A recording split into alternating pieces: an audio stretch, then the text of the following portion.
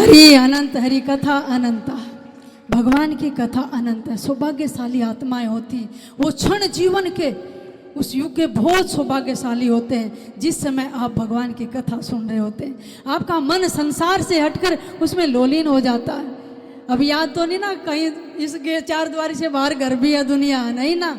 भगवान की कथा सब व्यथा बुला देती है ना। शरीर का भान बुला देती है, देह अध्यास छूट जाता है भगवान की कथा में, ऐसा तल्लीन कर देती है। तो कथा सुना करो, भगवान की लीला श्रवण किया करो, क्योंकि उससे प्रेम बढ़ता है। कुछ सत्संग होते हैं जो ज्ञानवर्धक होते हैं, ज्ञान भी जरूरी है, लेकिन भक्ति जागृत करनी है, प्रेम जागृत करना है। कथा सुनो, लीला श्रवण करो, उस बिना भक्ति नहीं होगी। एक कर्म का मार्ग है, कर्म नहीं छोड़ना है। भगवान कृष्ण ने कर्म कहाँ छोड़ा? रविदास जी जूती काटते हैं, कबीर साहब ताना बुनते हैं, और नानक साहब खेती करते हैं। गरीबदास जी महाराज छुड़ानी धाम में देखो खेती कर रहे हैं। कर्म भी नहीं छोड़ना है। कर्मण्यवादी कारस्ते माफले सुखदाचन है। सिद्धांत क्या है? कर्म करो, फल की इच्छा मत करो, फल भगवान के हाथ में। अगर खेती में आपने बीज डाला है तो जरूर उगता है, इसलिए कर्म करोगे वही फल आपको मिलेगा। लेकिन भक्ति बढ़ाने के लिए, रस बढ़ाने के लिए, प्रेम बढ़ाने के लिए भगवान की लीला श्रवण करना जरूरी है। संत महापुरुषों की जीवनी पढ़ा करो।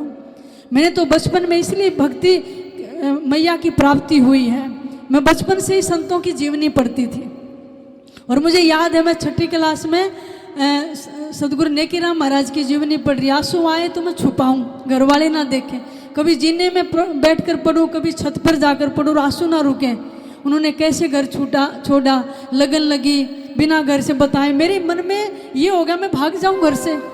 फिर ये याद आ जाता तू तो लड़की है, नहीं तो ऐसे मन करता मैं जंगलों में भाग जाऊं, गंगा किनारे कहीं बट के पीपल के पेड़ के नीचे बैठकर भक्ति करूं। ऐसी उमंग बढ़ने लगी, और उस उमंग ने रात को ही चमत्कार शुरू हो गए। चमत्कार बताने नहीं चाहिए। सतगुरु दर्शन देने लग गए, सिर पे हाथ रखने लग गए, और चाव बढ़ने लग गया। लीला दिखानी शुरू कर दी। मैंने मेरी माँ को बताया तो उसने कहा कि बताना किसी को नहीं, अंदर ही रख। तो उसके बाद मैंने फिर बताया नहीं। फिर सतगुरु कबीर साहब की जीवनी पढ़ी, मीरा की पढ़ी, गरीबदास महाराज की पढ़ी, चाव चढ़ने लगा। और इतना चाव चढ़ा, मेरे फाइनल एग्जाम होते थे 10वीं के, 12वीं के, बीए के। और एक समय ऐसा आया, 10वीं शायद 10वीं के एग्जाम थे, रस आने लगा संतों की जीवनी पढ़ने में, उनकी वाणी पढ़ने में। मैंने नित्यानंद जी महाराज का ग्रंथ था घर पे, उसको पढ़ना शुरू कर दिया। बैराग का अंग चल रहा था, मेरे पेपर चल रहे, दूसरे गांव में जाना, और मैं रोऊं सुबह सुबह। फिर एक नियम बना लिया, एक अंग तो पढ़ के जाऊंगे। तो ऐसी ऐसी शक्तियां संत दर्शन देने शुरू कर देते हैं। संत सब एक होते हैं। तो भक्ति मैया की प्राप्ति होती है संतों की जीवनी, उनकी वाणी पढ़ने से। और संत कृपा करते हैं, और फिर आप पात्र बन जाते हैं। वो परमात्मा ही कृपा कर देता है। कोई पूर्ण सतगुरु आपके घर के आगे भेज देंगे।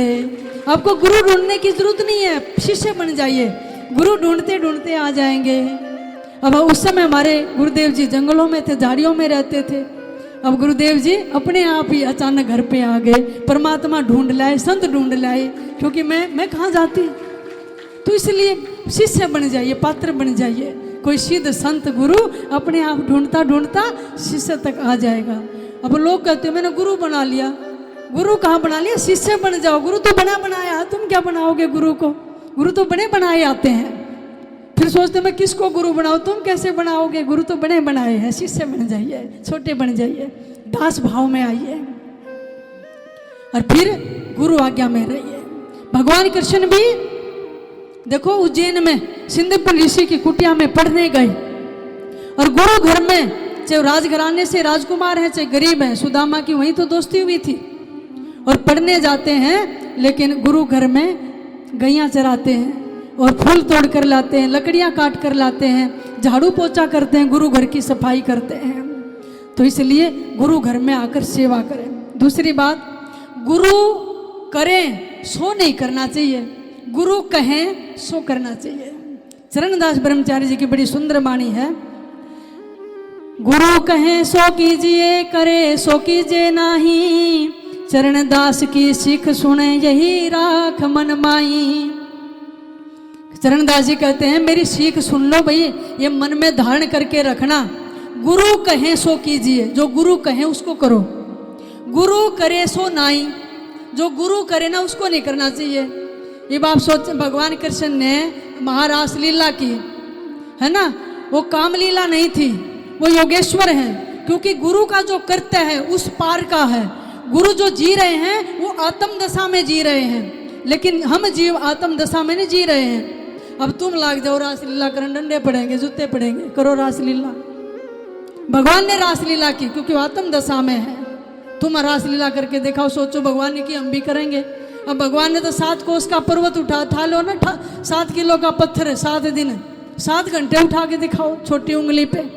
भगवान ने तो बड़ी बड़ी पूरी अग्नि का पान कर लिया था, इतने बड़े बड़े चमत्कार किए। और फिर कति तुच्छ आदमी कह देता भगवान ने ऐसी रासलीला की, वो तो छोटे थे, ऐसे थे, गोपियों के पीछे थे।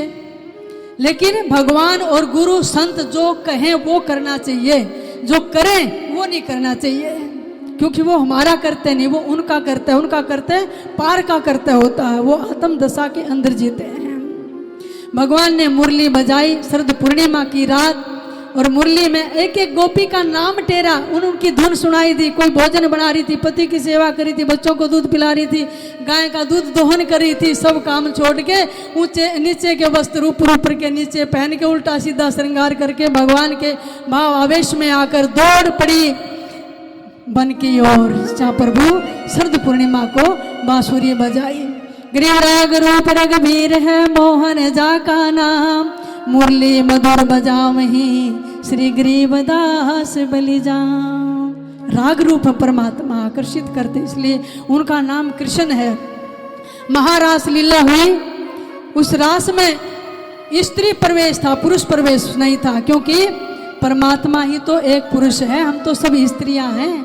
देह से मत मानो, हम सब आत्मा हैं। आत्म रूप में जानोगे तो आत्मा सो परमात्मा है।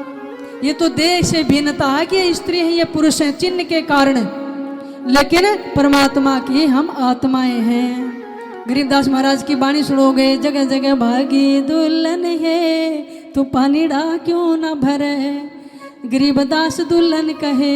गरीब क्यों कह रहे दुल्हन, क्योंकि परमात्मा दुल्हा है, परमात्मा सबका मालिक है, दाता है। गरीबदास जगह जगह अपने को दुल्हन आत्म रूप में बोल रहे हैं, परमात्मा हे मालिक, हे करतार है। इसलिए पुरुष प्रवेश नहीं था। पार्वती जी श्रृंगार कर रही है, बाहर से शिव जी भगवान आए, बिना बताए रोजाना चली जाती है। कहने लगे कहाँ जाती है, तो पहरेदार भी नहीं बताते हैं। श्रृंगार करी, कहाँ तैयार हो रही है कि रास भगवान ने महारास लीला होगी उसमें जा रही हूँ। कहने लगे मुझे भी लेकर चलो। फिर कहने लगे पुरुष का प्रवेश नहीं है, फिर कौन जा सकता, केवल गोपी जा सकती है। तो भगवान शंकर भगवान कहने लगे गोपी बन जाऊंगा। गोपी कैसे बनोगे, इतनी बड़ी जटाएं हैं, है ना, और आपने इतनी बभूत लपेट रखी है, और फिर जटाएं जो हैं, अब जो भी कंगा करे वो सारे कंगे टूट जाए, सारी जटाएं ऐसी उलझी हुई। फिर सोचा क्या करे, जूड़ा बना दे, जूड़ा बना दिया। मैया ने कहा कि आप, पार्वती मैया ने कहा आप नहीं चल सकते महारास में, क्योंकि पुरुष हैं। गोपी बनने के लिए शंकर भगवान तैयार हैं। तो स्त्रियां बात नहीं बोलती हैं। कहने लगे फिर उस काग को ले जाओ। कौन सी बात उठाई पार्वती ने, त्रेता युग की, जब भगवान राम का जन्म हुआ था, बिना माँ पार्वती को बताए कागभूषणी के साथ दशरथ महल में दर्शन करने चले गए। तो पार्वती ने कहा था कि मुझे क्यों नहीं लेकर गए, भी कागभूषणी के साथ गए थे। आज मैया ने कहा काग के साथ चला जा। और मैया बात नहीं भूलती है कि जब तूने मेरे साथ उस समय ऐसा किया था, कौवे के साथ जा। शंकर भगवान कहने लगे अरे छोड़ना उस बात को, तो गई हुई, मेरे को ले चलना ना, कौवा के साथ जा। जो त्रेता युग था मुझे छोड़कर चले गए। कंगे टूट गए, जटाएं ने सुलझी तो जूड़ा बना दिया। फिर राजस्थान एक गण भेजा, राजस्थानी चुनरी लेकर आओ, है ना, कहीं से चूड़ी मंगवाई, चूड़ी पहनाई, और फिर राजस्थानी लहंगा शंकर भगवान को पहना दिया। फिर कहीं से बिंदिया मंगाई, कहीं से काजल मंगवाया। कहने लगे इस सांप ने कहाँ छुपाओगे, जब बांसुरी बजेगा यूं डंक मारेगा, यूं फुंकार भरेगा, इसको उतार दो। अब सांपों ने कहा शंकर भगवान से, भाई तुम उतर जाओ, वहाँ बांसुरी बाजेगी, तुम फू फू करोगे और वहाँ पहचान हो जाएगी, पकड़े जाएंगे, गोपी कैसे बनेंगे। सांपों ने कहा महाराज देखो जहाँ भी जाते हो ना, हम तो साथ ही जाते हैं। और राम का दर्शन करने गए, जब भी साथ गए, विष पिया तब से साथ में हमें ना उतारो। तो शंकर भगवान ने कहा कि ये तो उतरना पड़ेगा, क्यों आप फूफा करोगे तो भेद खुल जाएगा सारा। चुनरी ओढ़ ली। तो फिर कहने लगे शंकर भगवान कि मैं वहाँ जाऊँगा क्या बोल लूँगा, कहने लगे यहीं से प्रैक्टिस कर लो, गा नहीं घी लगाना है, गोपी बनना है ना, जाऊँगी। तो भगवान कहते जाऊँगा, कहने लगे गा नहीं घी, भाषा भी बदलनी पड़ेगी, स्त्रीलिंग लगाना पड़ेगा। तैयार होकर पार्वती जी के साथ शंकर भगवान रास में प्रवेश करते हैं और उनके साथ नाचना शुरू कर देते हैं। जब नाचते हैं भगवान बंसी बजाते हैं। आइए आप भी उस महाराज लीला का आनंद लेंगे। एक दिन वो भोले भंडारी बन करके ब्रजधारी आ गए। एक दिन वो भोले भंडारी बन करके ब्रजधारी बचाने आ गए। पार्वती जी मना के हारी, ना माने त्रिपुरारी बचाने आ गए। पार्वती जी मना के हारी, ना माने त्रिपुरारी बचाने आ गए। एक दिन वो भोले भंडारी बन करके ब्रजधारी बचाने आ गए। पार्वती से बोले भंडारी, मैं भी चलूंगा तेरे साथ में। पार्वती से बोले भंडारी, मैं भी चलूंगा तेरे साथ में। राधा संग श्याम नाथ, मैं भी नाचूंगा तेरे साथ में। राधा संग श्याम नाथ, मैं भी नाचूंगा तेरे साथ में। घास लगा है भारी, दिखाओ तारी बचाने आ गए। एक दिन वो भोले भंडारी बन करके ब्रजधारी बचाने आ गए। एक दिन वो भोले भंडारी बन करके ब्रजधारी बचाने आ गए। ओ मेरे भोले भंडारी, मैं चल जाऊं कोई रास में। ओ मेरे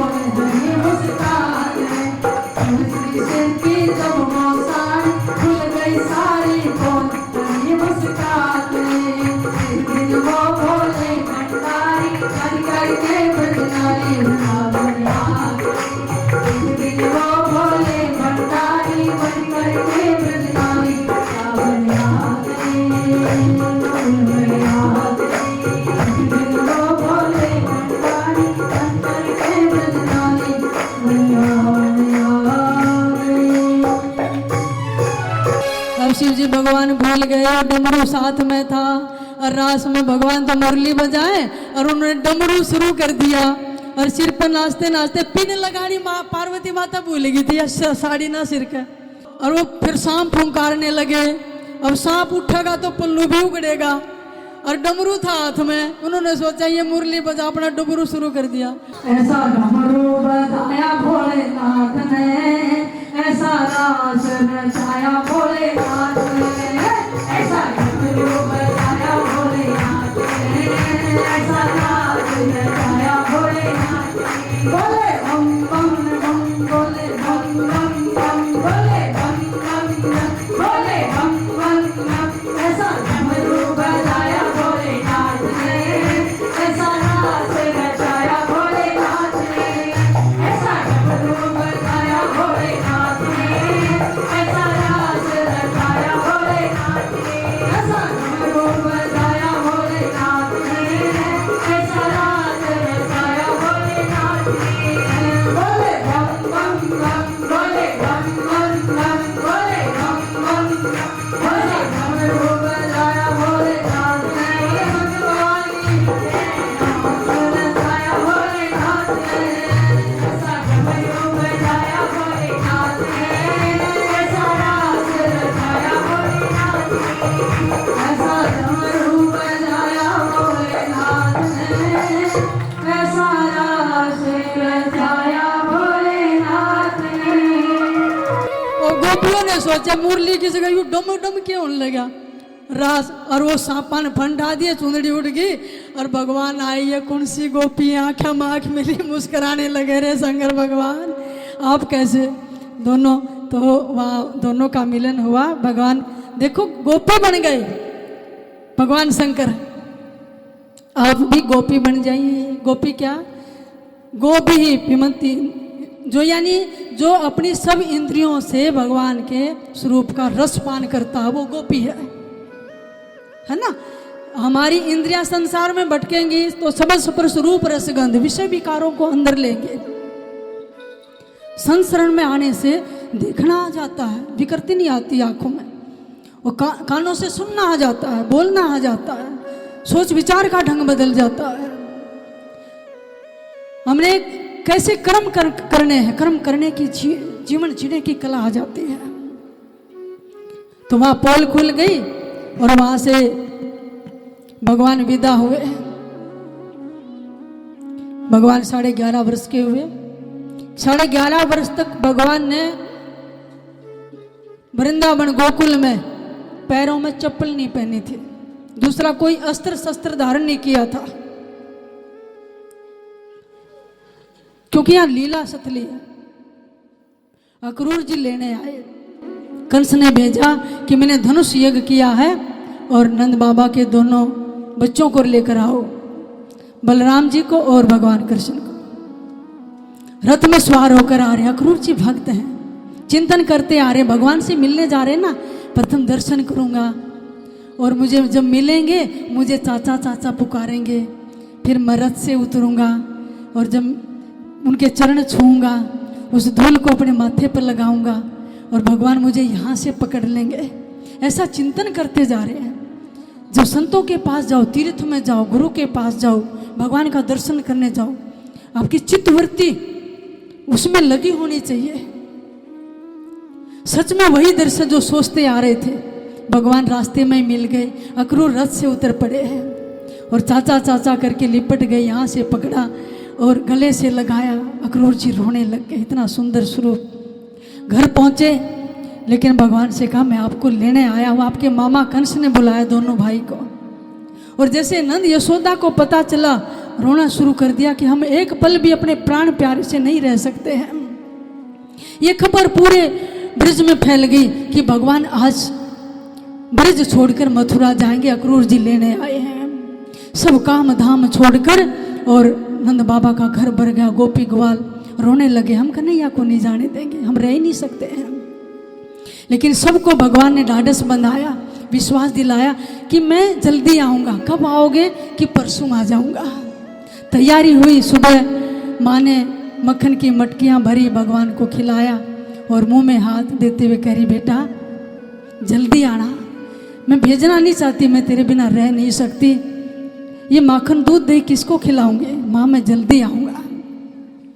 राधा रानी सखियों को पता चला, रोते हुए पेड़ों के नीचे खड़ी हो गई, कतार लग गई गोपियों की, रो रही हैं, भगवान को रोते हुए रथ में बिठाया। जब रथ में बैठने लगे, किसी ने पीताम्बर पकड़ लिया, किसी ने चरण पकड़ लिए, किसी ने भगवान के कोमल हाथ पकड़ लिए, किसी ने बंसी पकड़ ली। ये बंसी से ढा खाती थी गोपियाँ, जब तू ऐसी बंसी होठों पर रहती है, हमें भगवान से मिलने की फुर्सत ही नहीं देती है। एक दिन एक गोपी बंसी को चुरा ले गई, दूर जाकर तोड़ने लगी। बंसी ने कहा, गोपी मैंने तेरा क्या बिगाड़ा, क्यों तोड़ रही है? कहने लगी, अगर तू भगवान के हाथों में रहती है, अंग संग रहती है, अधरों पर रहती है, हमें आनंद ही नहीं लेने देती है, तू हमारी सौतन है। बंसी ने कहा, बहन मेरे जैसी हो जाओ तो भगवान के कर कमलों में और अधरों पर भी आ जाओगे। मैं वृक्ष से काटी गई, मैं छीली गई और मेरे को अंदर से खाली किया गया, फिर मेरे में छेद किए गए, सारे गामा पादा निशा 7 सुर निकलते हैं। जिस दिन तुम ट्रांसपेरेंट हो जाओगे, भीतर से खाली हो जाओगे, छिल जाओगे और फिर त्रासे जाओगे, फिर तुम्हारा भी वही स्वरूप हो जाएगा। उस गोपी ने बंसरी लाकर वापिस कन्हैया को दे दी कि हमारा जीवन भी बांसुरी जैसा हो। और मैं नहीं बोलती हूँ, बांसुरी ने कहा, बहन मैं नहीं बोलती हूँ, मेरे में तो छेद हैं, कन्हैया बोलते हैं, जो बोलते हैं वही स्वर निकलते हैं। यही शिष्य का जीवन होना चाहिए, बांसुरी बन जाओ, छेद हो, लेकिन उस छेदों पर जब कोमल उंगलियां भगवान के गुरु की पड़ेंगे तो सुर निकलेंगे, और ऐसे सुर निकलेंगे जो आनंददायी होते हैं, कानों को मीठे लगते हैं। भगवान की बांसुरी पकड़ ली, फिर कब बजाओगे? भगवान कहने लगे, हम बांसुरी लेकर नहीं जाएंगे। राधा रानी रोती हुई रथ के आगे लेट जाती है कि अगर जा रहे हो तो फिर रथ ऊपर से निकाल कर ले जाओ। भगवान ने उठाया और राधा की झोली में वो बांसुरी डाल दी, अपनी निशानी दे दी।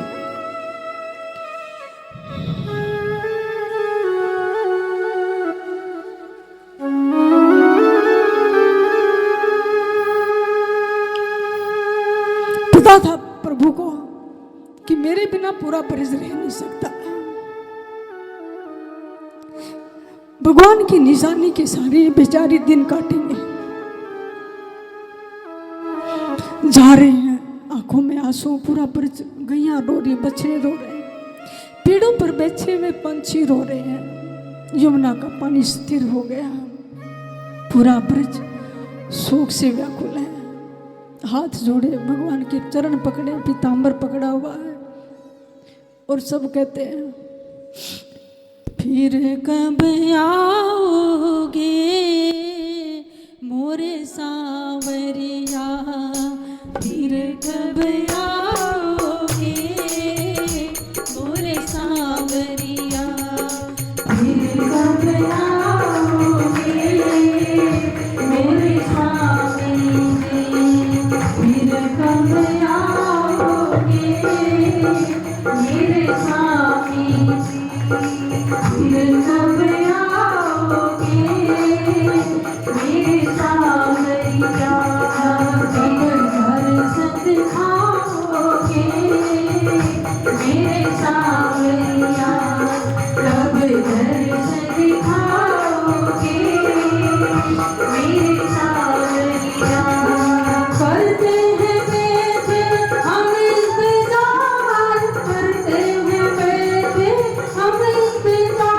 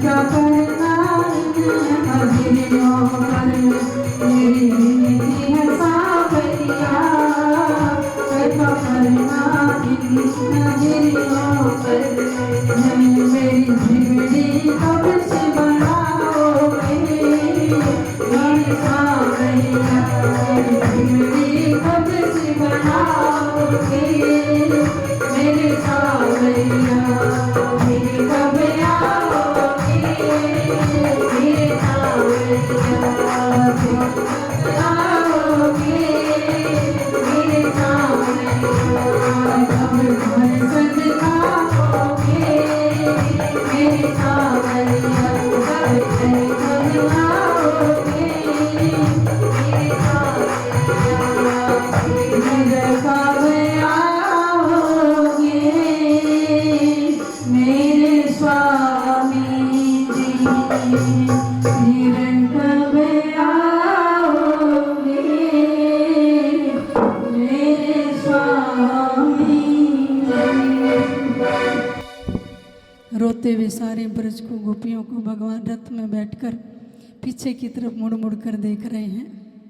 और परसों की कह करके मैं परसों आऊँगा। आपको पता है परसों के बाद 100 वर्ष बाद फिर कुरुक्षेत्र में मिले थे। उन ब्रजवासियों का इंतजार करार देखो। भगवान मथुरा से द्वारका चले गए थे, लेकिन 100 वर्ष बाद कुरुक्षेत्र में मिलन हुआ था। और उस समय वृद्ध अवस्था आ चुकी थी। जाते हुए भगवान को कहा था, कन्हैया अरे तू वहाँ राजा बन गया, मैं भूल तो नहीं जाएगा, तो फिर आएगा ना हमारे साथ, वो बीते हुए क्षण तुम्हें याद रहेंगे ना। तो सारी गोपियाँ बैठकर यमुना किनारे रोने लगी। अब किसके लिए जीना, अब किसके लिए गौ का दूध दुहेंगे, किसके लिए माखन निकालेंगे, किसके लिए सोएंगे जगेंगे, किसके साथ ये लीला चलेगी। भूले बिसर मत जाना रे काना, मारी ओढ़ने बाणा जी। कन्हैया भूल तो नहीं जाओगे, हमारी ओर निभाओगे ना। आपका आश्रय लिया है, लोगों की अपमान सहे, कलंक सहे, मजाक करते थे लोग, सारी उम्र तेरे इंतजार में रहेंगे। भगवान मथुरा गए,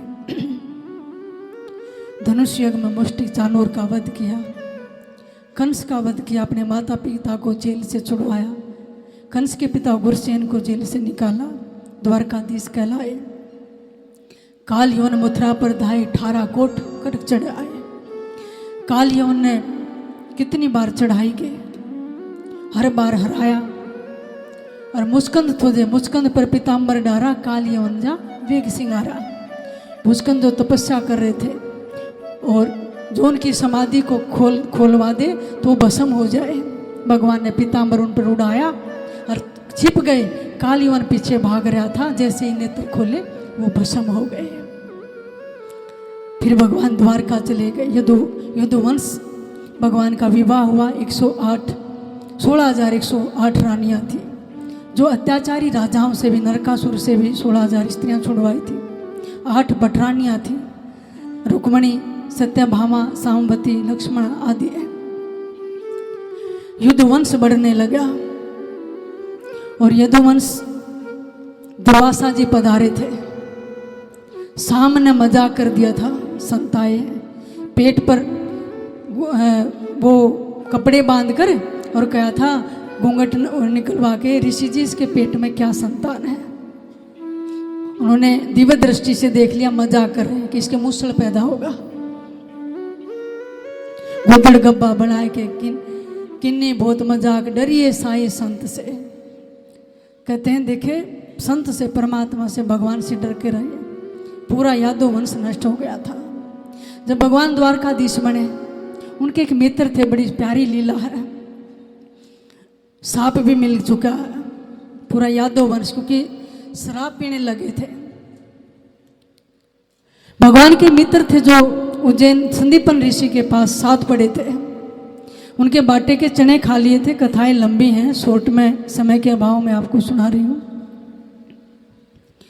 तो उन्होंने कहा था ये तो फिर देना पड़ेगा। अब जब कोई आदमी के तंगी आती है तो क्या कहते हैं, भी चने चबाने पड़ रहे हैं, कहते हैं ना बात बातों में। सुशीला ने कहा सुदामा से, इतनी दीन दरिद्र अवस्था आ गई है, बच्चे भूखे मरते हैं, पेट पीठ में लग गया है, हवा आती है तो झोपड़ी उड़ जाती, तिनके तिनके खंड जाते हैं, उनके बच्चे ढूंढते हमारा घर कहाँ है, हमारी झोपड़ी कहाँ है, माँ कुछ खाने को दे। माँ लोरी सुनाती है, कथाएं सुनाती है, बेटा सुबह तैयार मिलेगा, सुबह उठते फिर भुलवा देती है, बच्चों को पानी पिला देती है, आटा नहीं है घर में। लेकिन ऐसे ब्राह्मण नहीं थे किसी से या मांग के लाए, संतोषी थे। दरिद्र और गरीब में अंतर होता है। गरीबदास महाराज फरमाते हैं, गरीब संग सुदामा संत थे, दरिद्र का दरियाओ, यानी छोटी मोटी गरीबी नहीं, बिल्कुल दरिद्रता का दरिया था।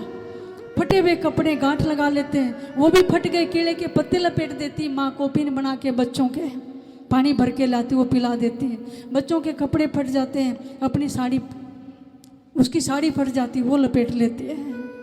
तो आपके मित्र हैं द्वारकाधीश से कृष्ण, आप बताते हैं बचपन की बात, जाओ ना एक बार। कहले मैं मांग नहीं सकता, मैं मांगने के लिए कहाँ कह रही हूँ, सुशीला जाऊँ कैसे, पैरों में जूती नहीं है। और मित्र के घर जब जाते तो खाली हाथ नहीं जाना चाहिए, 4 जगह कभी भी खाली हाथ नहीं जाना चाहिए। गुरु के घर, तीर्थ में, मंदिर में और मित्र के घर, कुछ न कुछ लेकर जाओ। 4 जगह, गुरु घर में, मंदिर में, तीर्थ में और कथा में जाओ। तीर्थ में वो भी कथा भी आ गई, मंदिर भी आ गया, धाम भी आ गई, और मित्र के घर। पड़ोस से सुशीला चने वो चावल मांग कर लाती है और अपनी फटी हुई साड़ी के पल्लू में बांध कर दे देती है, काक में लपेटते हैं, लकुटी लिए, और सुदामा जी द्वारका की तरफ चलते हैं। कई दिन के बाद भूखे प्यासे जब पहुंचते, द्वारपालों से जाकर कहते हैं, अरे द्वारकाधीश भगवान कृष्ण से कह दो आपका बचपन का यार सुदामा आया है मिलने। देखकर हंसते हैं, ये भगवान का यार होगा। और जब भीतर जाकर बताया, सुदामा नाम सुना, सोने के सिंहासन पर बैठे थे प्रभु, दौड़ पड़े नंगे पैरों ही द्वार पर मिलने के लिए। आइए उस झांकी का दर्शन करते हैं, आनंद लेते हैं। आता देखा यार सुदामा, आता देखा यार सुदामा, जब छाती चलाया, आल देख के श्री कृष्ण की आंखों में पानी आया। आता देखा यार सुदामा, आता देखा यार सुदामा, जब छाती चलाया, आल देख के श्री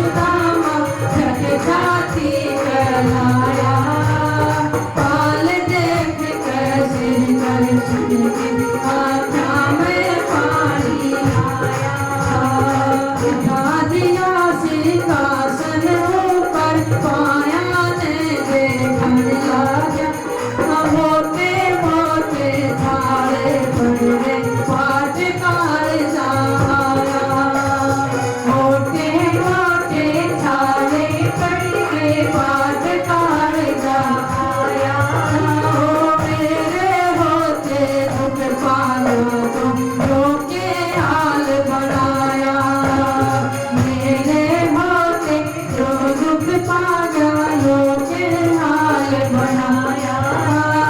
आता देखा यार सुदामा जब जाती गया। हाल देख सर कृष्ण की आंखों में पानी आया। आता देखा यार सुदामा जब जाती गया। पिछले जन्म की आगे आदियों के वट गंगा मारा।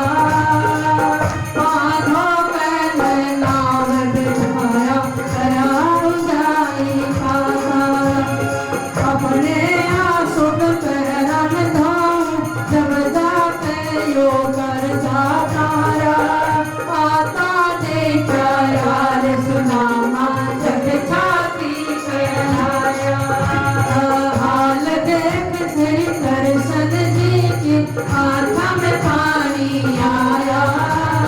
हाल देख श्री कृष्ण की आंखों में पानी आया। आता देखा यार सुदामा जग छाती कहलाया। हाल देख श्री कृष्ण जी की आंखों में पानी आया। करना गोदी में धर कर यो कृष्ण रोन लाया। मसले मसले पर यार के आंसुओं से धोन लाया। मसले मसले पर यार के आंसू से धोन लाया। मांगे राम फिर आनंद छाया। मेरी हरि न मारा। आता देखा यार सुदामा जग छाती कहलाया। श्री कृष्ण की आंखों में पानी आया। आता देखा यार सुदामा जग छाती कहलाया। हाल देख के कृष्ण जी की आंखों में पानी आया। जो सुदामा का ये हाल देखा, पैरों में बुआई पट्टी, कांटे चुभ रहे, अपने सिंहासन पर बैठकर प्रभु में सोने की परात में पानी लेकर हाथों से मसल रहे हैं एक ब्राह्मण के चरणों को परमात्मा, और अपनी आंसुओं से धो रहे हैं। मेरे यार ये क्या हाल बना लिया, क्यों मेरी याद नहीं आई। नवा कर भोजन खवा के एक पलंग पर बैठे हुए हैं, और फिर कहा ये क्या ले रखी है पोटली से, छुपा रहे हैं संकोच से। इतना बड़ा वैभव, ये द्वारकाधीश है, मैं अपनी क्या भेंट दूं। परमात्मा अंतर्यामी छीन ली पोटली और कच्चे चावल चबाने लगे। रुक्मणी ने क्या कहा, क्या कर रहे हो, एक फाका खाया, एक लोक का राज दूसरा खाया, दूसरा हम कहाँ रहेंगे। छीन ली, वो भी प्रसाद को खाने लगे, और जैसे वहाँ प्रसाद खाया माँ सुदामा पूरी रच दिए। भगवान तंदुल रुपिर को दिए, देख रची सुदामा पूरी अलेख। तंदुली तो दिए थे भाव से, मैं तो एक भाव का भूखा हूँ, एक भाव ही सार है। भाव से मुझको भजे तो भव से बेड़ा पार है। साधु भूखा भाव का, धन का भूखा नहीं, धन का भूखा सो फिरे सो तो साधु नहीं। संत तो भाव के, प्रेम के भूखे होते हैं। भगवान ने सुदामा पूरी रच दी, और फिर काफ़ी 120 वर्ष की अवस्था हुई। प्रभु के ने लीला समेटने का समय आया। जो बाली को छिपकर बाण मारा था, और प्रभास क्षेत्र में भगवान विश्राम मुद्रा में थे, और पैर में मणि थी। उस व्याध ने, जो बाली व्याध बनकर आया था, मृग की आंख समझकर और तीर मार दिया। फिर देखा ये तो प्रभु थे। प्रभु मुस्कुराए, याद दिलाई कि तो बदला उतारा है। लेकिन गरीबदास जी महाराज फरमाते हैं, गरीब बाण लगाया बालिया प्रभास क्षेत्र के माही, सूंदे ही स्वर्ग गए यहाँ कुछ बिछरत नहीं। शरीर नहीं मिला, सूंदे ही देही शहीद, और हमारी जैसी देह तो थे नहीं, लीला समेट ली, प्रगट हुए थे, अंतर ध्यान हो गए। हमारा जन्म होता है, हमारी मृत्यु होती है, शरीर मिलता है, शरीर का संस्कार होता है। तो भगवान अपनी लीला समेट कर अंतर ध्यान हो गए, अपने स्वरूप में लीन हो गए, गोलोक धाम चले गए। लेकिन चले गए। आज भी उसी रस से, भाव से, प्रेम से, श्रद्धा से भगवान का उत्सव मनाया जा रहा है। हम सबका तो जन्म हुआ, मृत्यु होते ही भूल जाता, कौन मनाता है? लेकिन युग पलट गए, भगवान का आज भी उसी चाव भाव के साथ प्राकट्य उत्सव मनाया जाता है। बोलिए आज के आनंद की जय हो।